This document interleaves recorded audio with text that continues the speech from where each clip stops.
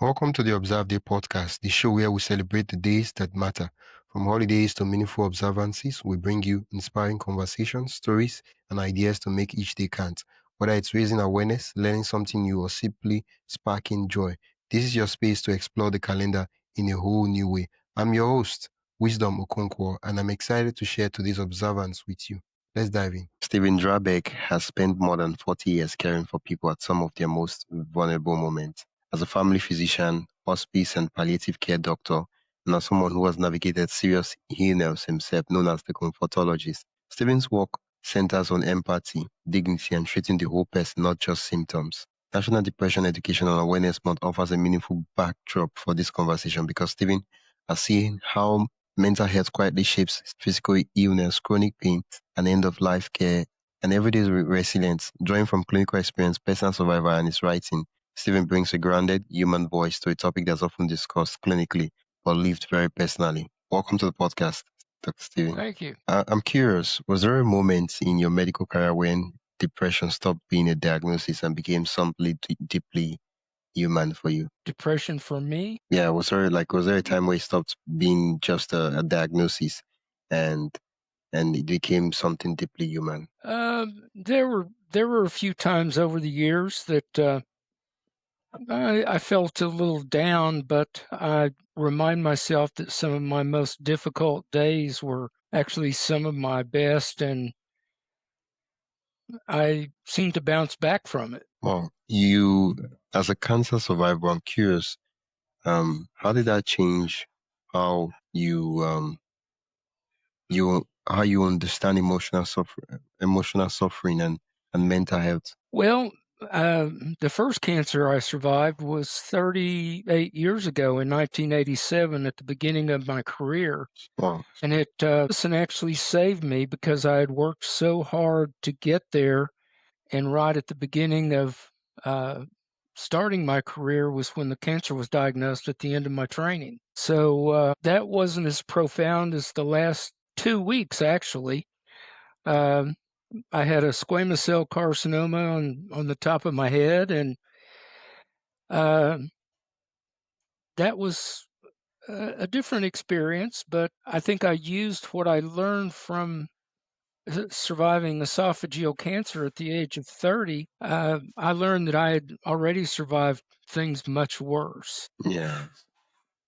Well, in your time working as a medical doctor, can you share with me a time when listening rather than treating made the biggest difference for a patient struggling emotionally? Well, what I found is if I shared my personal experience with patients, uh, that was one way of giving them hope. And one of the directors of one of the first hospices I worked with uh, said something that I never realized until she said it, and that was my unique ability to give people hope. And I've never forgotten that.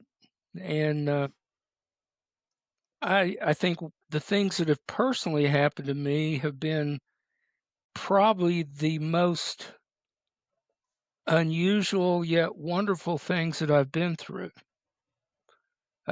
Understanding people with chronic pain, since I've had chronic pain for so many years, uh, it just gave me more empathy. I've always joked that I've been on empathetic overload, but some of the bad things that I've been through have been the most rewarding things as well. Well, well, I'm curious. What are some of those things you mentioned? There been some of the rewarding things as well. Do you share some of those with us? You mean the things that I've survived? Yeah. Well, at the age of 30, my first cancer was cancer of the esophagus, which is usually a non-survivable disease because it's found at such a late stage. And the unique thing about that, as a medical student, we had opportunities to make spending money by being laboratory rats, as I've always referred to it. Those were various research opportunities to be patients. and I did not qualify for the Zantac clinical trial because my gastroesophageal reflux wasn't bad enough. So that's kind of an unusual thing, but it's a true story. And 5 years later, I remembered what the research physician sent me a letter and said, you probably should get this looked at because we don't know what it was. And that's about the time I had my first symptom of the cancer, which was just a very minute amount of blood. One morning when I had just gotten back from vacation, had a cup of coffee, I was getting ready to go to the hospital to make rounds, and I vomited a little bit of blood. Oh. And I knew what to do, and I had rotated with a gastroenterologist. I called him up, and he's kind of a gripey old fart, as I used to refer to him, but he saved my life. He just said, "Come on down, we'll look." But then he was not able to tell me that it was cancer. So that had the most impact on me. And I describe it in the book as well, where the pathologist who looked at the slides is who said, it's not just funny looking cells, it's cancer. And that's how I learned that it was cancer. And I just kind of was dumbfounded as I walked out of the hospital that day. And by the same token, he trained at the Mayo Clinic, and he is the one who orchestrated me going to the Mayo Clinic to have the surgery done by the physician who did. He was a pioneer in esophageal cancer, and he did my surgery at the age of 79. Yeah. So I was very fortunate, and then after I finished my residency, I moved from Tulsa, Oklahoma, back to the Oklahoma City area, and I got with a physician to do the follow-up care, and he's actually the one I dedicated the book to because he saved me from complication after complication of the surgery itself.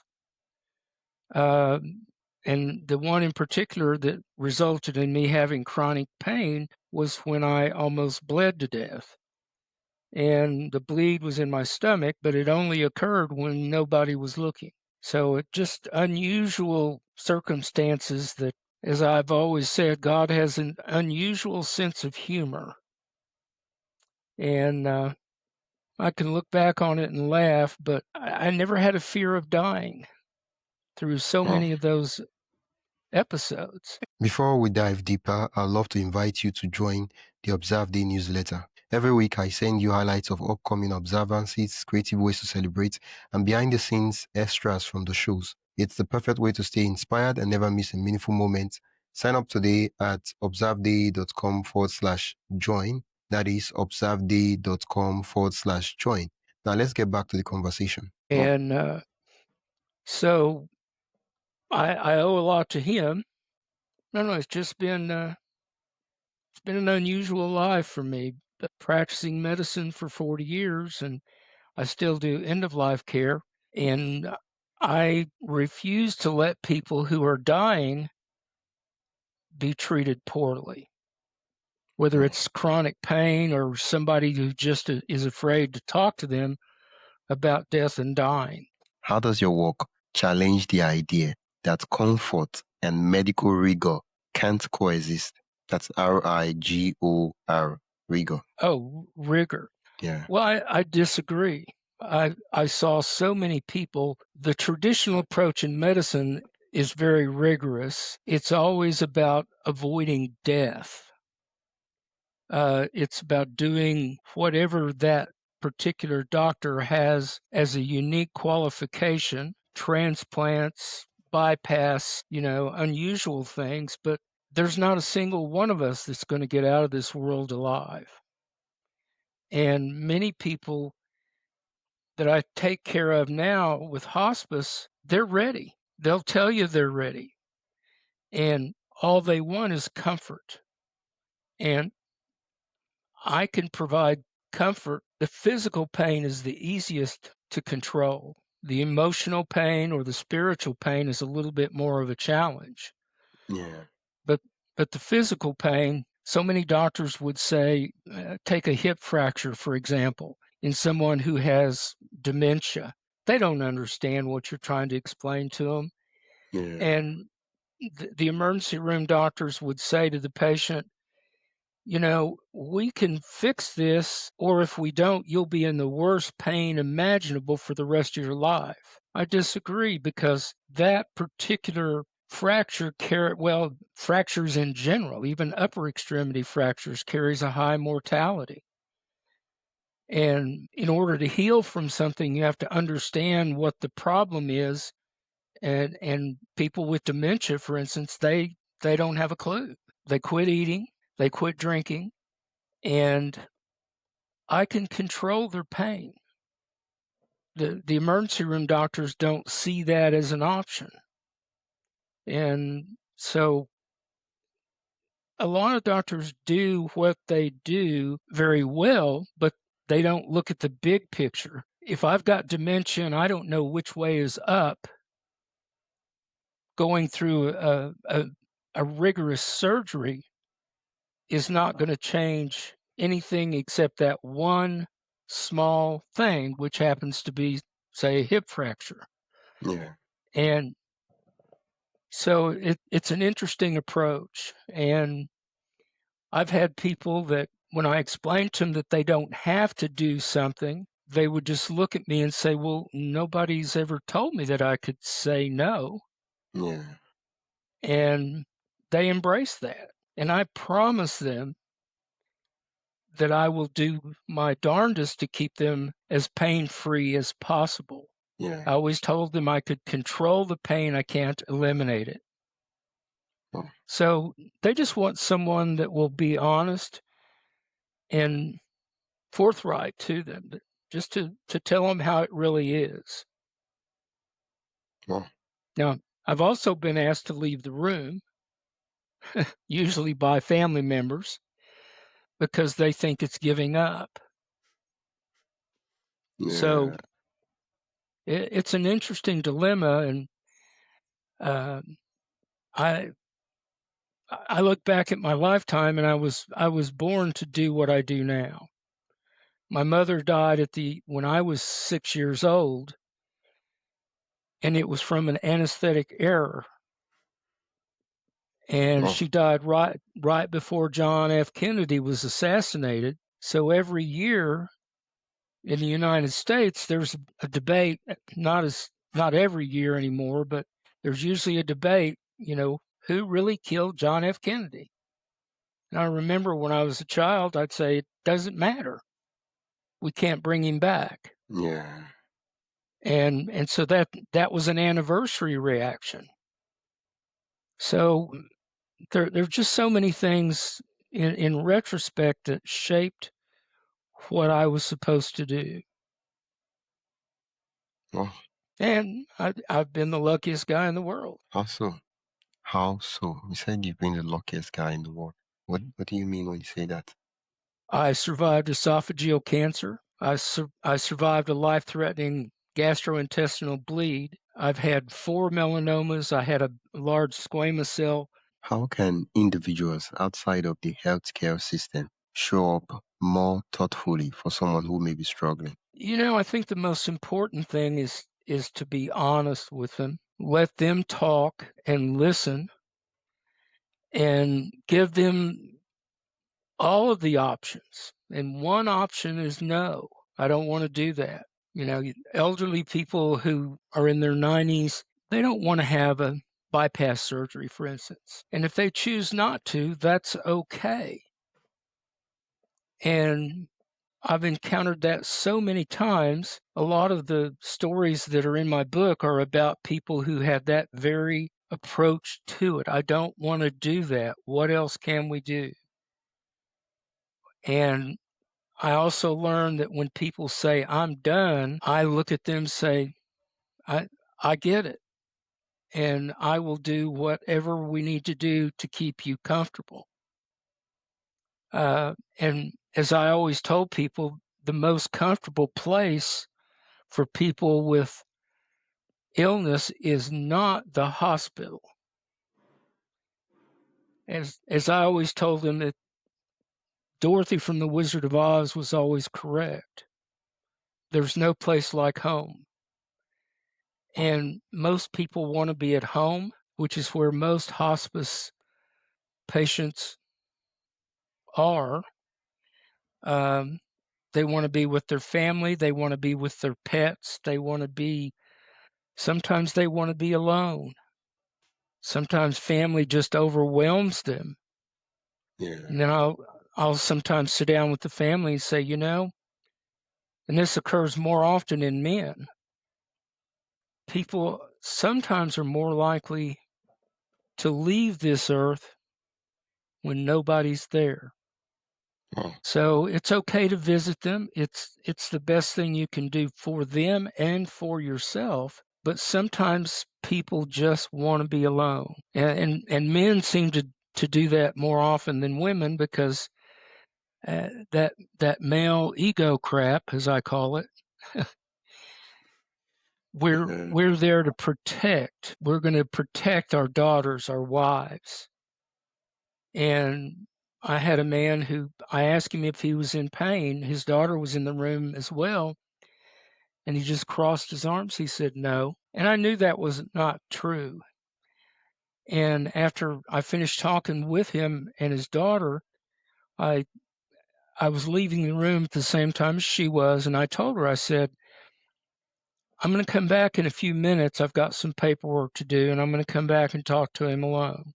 Yeah. So I did. And I said, Mr. So-and-so, what I have to offer, which was an inpatient hospice bed,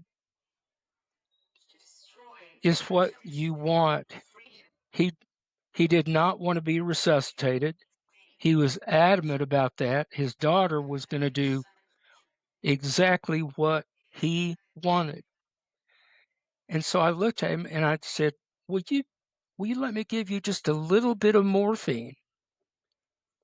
I want a lot. That was his only response. Oh. And it all made sense because his daughter was his only child. He was a World War II veteran.